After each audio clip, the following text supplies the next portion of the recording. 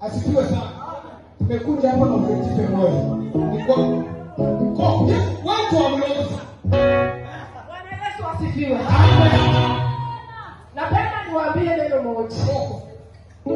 Ijapokuwa tuko hapa, sisi sote hatuko kimo moja.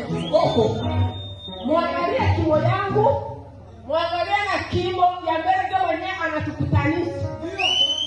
Mbele anapaswa kuwa mtoto yangu. Anapaswa watoto yangu. Bwana Yesu atusaidie. Ikiwa tulikuja hapa, haiko mchezo. Niwaambie siri moja. Sisi tuko watoto wa milimani. Tulikubaliana milimani. Usilete tabia za porini. Maana porini ni nje. Nikisema porini ni nje. Hakuna mtoto nilionaka wa milimani mwenye naenda kuchukua na sheleti. Niwaambie problema ya sheleti ni nini.